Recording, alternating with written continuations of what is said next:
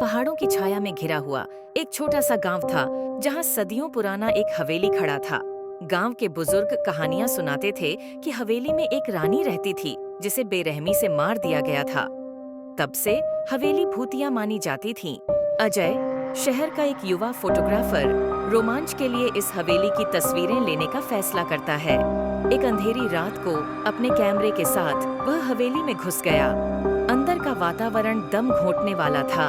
टूटी हुई खिड़कियों से हवा की सनसनाहट आ रही थी और पुरानी पेंटिंग्स दीवारों पर उदास चेहरों की तरह घूर रही थीं। जैसे ही अजय ने एक कमरे का दरवाजा खोला, एक ठंडी हवा का झोंका आया।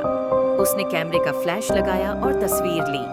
तस्वीर में कमरे के कोने में एक धुंधली आकृति दिखाई दी।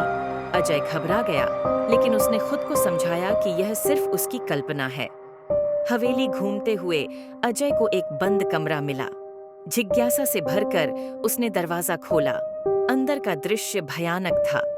जमीन पर खून के सूखे धब्बे थे और दीवार पर खंजर से खींची हुई एक भयानक आकृति बनी हुई थी। अचानक अजय को पीछे किसी के सांस लेने की आवाज सुनाई दी।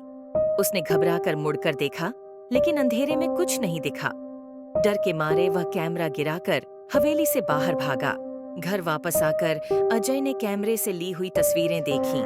उसकी राहत तब फीकी पड़ गई जब उसने बंद कमरे की तस्वीर को देखा। खून के धब्बों और दीवार की आकृति के अलावा तस्वीर में एक और चीज साफ दिखाई दे रही थी। एक पारदर्शी महिला की आकृति, उसके चेहरे पर क्रोध का भाव था। अजय दंग रह गया। हवेली में वाकई कोई भूत था। उसने अब गांव के बुजुर्गों की कहानियों को समझ लिया। वह तस्वीर को मिटाने की कोशिश करता रहा, लेकिन तस्वीर उसका पीछा नहीं छोड़ती थी। हर बार वह उसे मिटाने की कोशिश करता, वह वापस आ जाती। अजय अब हर रात उस भयानक रानी के खौफनाक चेहरे को देखने को मजबूर था। गांव के लोगों का कहना था कि रानी की आत्मा को शांति नहीं मिली है। अजय ने पंडित को बुलाकर हवेली में शांति पाठ करवाया। कुछ दिनों बाद तस्वीर से भयानक आकृति गायब हो गई। अजय को राहत मिली, लेकिन वह हवेली में घुसे उस अंधेरे रात को कभी नहीं भूल पाया।